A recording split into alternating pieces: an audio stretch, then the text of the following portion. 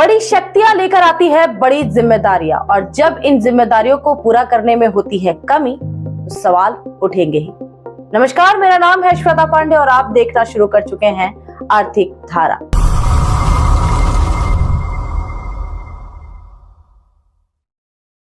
स्वागत है आपका। आसनसोल औद्योगिक इलाका पूरी तरह से हो चुका है शमशान। राज्य का सबसे बड़ा औद्योगिक इलाका था।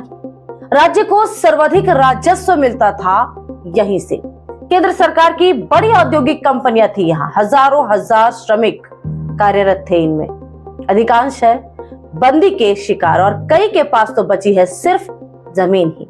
संसदीय चुनाव का है माहौल। 10 वर्षों से शासन में है भाजपा। इनके प्रतिनिधि है एसएस अहलुवालिया और संयोग ये है कि वे दावा करते हैं भूमिपुत्र होने का। तो ये और भी महत्वपूर्ण है कि वे क्या सोचते हैं इन कंपनियों के बारे में, क्या विजन है उनका इन कंपनियों के भविष्य को लेकर। भाजपा से जुड़े हैं तो सवाल उनसे ही होंगे ना। लेकिन दुर्भाग्य ये है कि इन मुद्दों पर साध रखी है उन्होंने चुप्पी। लेकिन इससे बच नहीं सकते वे, और ना ही अपने दायित्वों से। बेटा होने का दावा करने के बाद तो जिम्मेवारी बनती है ही। अगर बेटा ही झाड़ दे पल्ला तो भविष्य होना ही है अंधकार में। आज चर्चा सेनरेले साइकिल कारखाने की, जिसके पास पड़ी है सिर्फ जमीन। विश्व में साइकिल का कमर्शियल उत्पादन 1885 में यूरोप में शुरू हुआ था। इसी के साथ ही इंग्लैंड के नॉटिंघम में स्थापित हुए रिले साइकिल फैक्ट्री। बंगाल का विभाजन ब्रिटिश शासकों ने वर्ष 1905 में किया। उस दौर में कुछ उद्योगपतियों ने पश्चिम बंगाल में उद्योग लगाना शुरू किए थे। इन्हीं में शामिल है सुधीर कुमार सेन का नाम, जो मूल रूप से वर्तमान समय के बांग्लादेश से थे। उन्होंने वर्ष 1909 में 400 रुपए लोन लेकर साइकिल का व्यवसाय शुरू किया था। शुरुआती दौर में उन्होंने यूरोप, जर्मनी से पुर्जों का आयात किया। बाद में इन्हें असेंबल कर घरेलू बाजार में बेचते थे। आजादी तक चलता रहा उनका यह व्यवसाय। उसके बाद साल 1952 में उन्होंने आसनसोल के कन्यापुर में साइकिल फैक्ट्री स्थापित की।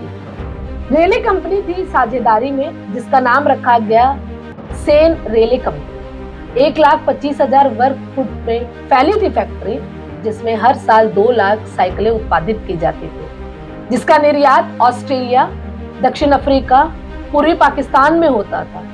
पहले पुर्जे आयातित होते थे यूरोप से, बाद में उनका उत्पादन यही होने लगा, जिसके मुख्य ब्रांड में शामिल थे रेले, अंबर, रॉबिनहुड।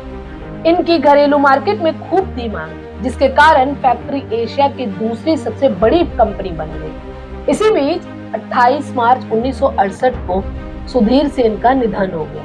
उनकी मृत्यु के बाद साइकिल फैक्ट्री की प्रबंधन क्षमता कमजोर हो गई और कंपनी घाटे की ओर जाने लगी। घाटे में जाती फैक्ट्री को 1975 में केंद्र सरकार ने टेक ओवर कर लिया और नाम हुआ साइकिल कॉर्पोरेशन ऑफ इंडिया। लेकिन साल 1990 में यह कंपनी भी बंद हो गई। किसी तरह कुछ वर्षों तक पुर्जों को मंगाकर उत्पादन होता रहा। आखिरकार साल 2002 में श्रमिकों को VSR दे दिया गया। इसके बाद क्या? लोहा माफियों ने लूट ली सारी कीमती मशीनें। अब तो सिर्फ बची है जमीन। हाल यह है कि चोरों ने एक एक ईंट तक उखाड़ ली है। संपत्ति के नाम पर अब सिर्फ कुछ आवास और परती जमीनें ही बची हैं। सवाल ये है कि इस जमीन का उपयोग क्या होगा। आमतौर पर उद्योग लगाने का दायित्व है राज्य सरकार का। कुछ मामलों में केंद्र सरकार भी लगाती है उद्योग, या किसी स्थापित कंपनी की खुलती है नई यूनिट। इस जमीन पर कब्जा हो गया है भूमाफियाओं का। राज्य सरकार के पास नहीं है इसका अधिकार। निर्णायक होगी इसमें सांसद की भूमिका। खाली पड़ी हुई 318 एकड़ जमीन में शामिल है फैक्ट्री की जमीन, आवास, अन्य संस्थान। एडीडीए के पूर्व चेयरमैन पूर्व सांसद वंश गोपाल चौधरी पुष्टि करते हैं, साल 2009 में एक साइकिल कंपनी ने इस जमीन पर साइकिल कारखाना लगाने का प्रस्ताव दिया था। जमीन की कीमत 32 करोड़ देने का दिया गया था प्रस्ताव। एडीडीए ने की थी पहल, लेकिन कानूनी जटिलता के कारण केंद्र सरकार से नहीं मिली जमीन, जिसके कारण प्रस्ताव ठंडे बस्ते को चला गया। राज्य सरकार ने साल 2015 में शुरू की थी सबूत साथी योजना, जिसके तहत सरकारी स्कूलों में 9वीं कक्षा के छात्र छात्राओं को निःशुल्क साइकिल दी जाती है। साइकिल उत्पादन को बढ़ावा देने के लिए 29 अक्टूबर 2021 को राज्य सरकार ने EOI जारी किया, जिसमें कंपनियों का साइकिल उत्पादक कंपनी लगाने का प्रस्ताव दिया गया। दुर्भाग्य से पश्चिम बंगाल में एक भी साइकिल उत्पादक कंपनी नहीं है। उस वक्त राज्य सरकार ने कहा था कि 50% उत्पादन सरकार सीधे कंपनी अपनी योजना के लिए खरीदेगी। साथ ही जमीन भी उपलब्ध कराने का दिया था आश्वासन और प्रस्ताव। खड़गपुर, पानागढ़, हावड़ा, पुरुलिया इंडस्ट्रियल पार्क का अपनी जमीन होने पर भी दी सहमति। बिजली ड्यूटी पर 5 वर्षों की छूट के साथ अन्य कई सुविधाओं का था प्रस्ताव।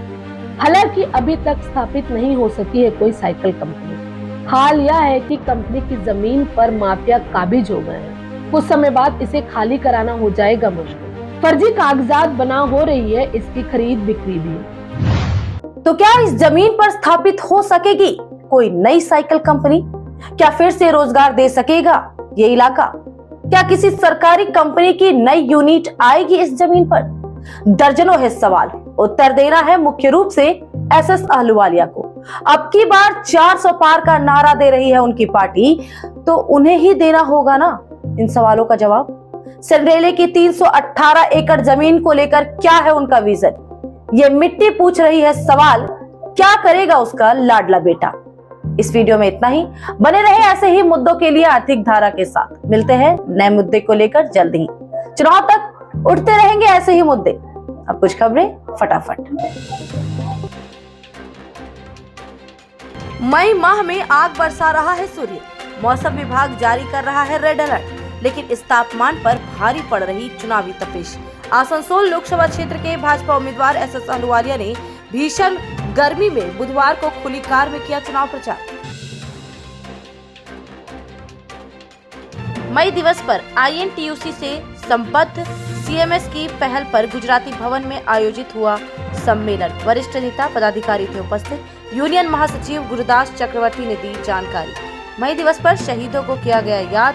सम्मेलन में श्रमिकों के मुद्दों पर हुई चर्चा। जन विरोधी सरकारी नीतियों के खिलाफ आंदोलन जारी रखने पर बनी सहमति। मिलन चक्र क्लब एंड लाइब्रेरी ट्रस्ट ने मनाया स्थापना दिवस। विभिन्न कार्यक्रमों का हुआ आयोजन। क्लब परिसर में लगाया गया रक्तदान शिविर। गर्मी में राहगीरों को पिलाया गया ठंडा शरबत। लगा निःशुल्क हेल्थ चेकअप कैंप भी। क्लब के सदस्य रहे सक्रिय। आसनसोल के बाराबनी में स्थित चरणपुर OCP में ग्रामीणों ने जमकर किया हंगामा। CISF पर लगाया गंभीर आरोप। 2 दिन पहले निर्दोष ग्रामीण की हुई थी बर्बर पिटाई। गंभीर हालत बनी हुई है उसकी। ग्रामीणों ने दी है धमकी। प्रबंधन ने ग्रामीणों की मांगों पर नहीं किया विचार तो बेमियादी समय तक बंद रहेगी OCP। उन्होंने घायल ग्रामीणों के लिए मांगा मुआवजा। तृणमूल के समर्थन का किया दावा। अंतर्राष्ट्रीय श्रमिक दिवस पर बर्नपुर में इंटक कार्यालय परिसर में लगा रक्तदान शिविर। यूनियन के महासचिव हरजीत सिंह रहे उपस्थित। ISP के वरीय अधिकारियों की रही मौजूदगी। बर्नपुर अस्पताल ब्लड बैंक के कर्मचारियों ने संग्रह किया रक्त। लक्ष्य हासिल होने के बाद भी रक्तदाता थे रक्तदान के लिए तैयार। यूनियन के सभी पदाधिकारी रहे सक्रिय।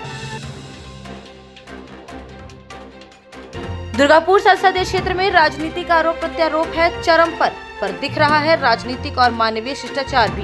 कांग्रेस जिलाध्यक्ष देवेश चक्रवर्ती की मां का हो गया है निधन। बुधवार को भाजपा प्रत्याशी दिलीप घोष पहुंचे उनके घर।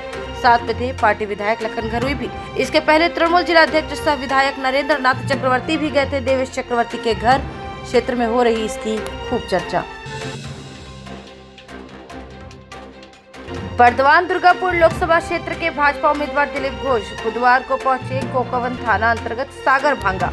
कार्यकर्ताओं और समर्थकों के साथ की सुबह की सैर। मॉर्निंग वॉकरों के साथ की बातचीत। ली क्षेत्र की समस्याओं की जानकारी। गोल पार्क में हुई चाय पर चर्चा। क्षेत्र से अपनी जीत का दिलाया विश्वास, किया दावा फिर बनेगी मोदी की सरकार। और रानीगंज के NSB रोड स्थित कैनरा बैंक के समीप बिजली के खंभे में लग गई आग। फायर ब्रिगेड को दी गई सूचना। काफी मशक्कत के बाद दमकल कर्मियों ने बुझाई आग। कर्मियों ने दी जानकारी, अत्यधिक लोड बढ़ने से हुआ शॉर्ट सर्किट। गिरजापाड़ा इलाके में भी बिजली खंभे में लगी आग। विभागीय अधिकारियों का है दावा, बढ़ती गर्मी में एसी का अधिक हो रहा उपयोग। आज के लिए इतना ही। वीडियो पसंद आती है तो वीडियो को लाइक करें, चैनल को सब्सक्राइब करें, लोगों तक इस वीडियो को पहुंचाएं और हमें फॉलो करने के लिए आप हमें फेसबुक और एक्स पर भी फॉलो कर सकते हैं। नमस्कार।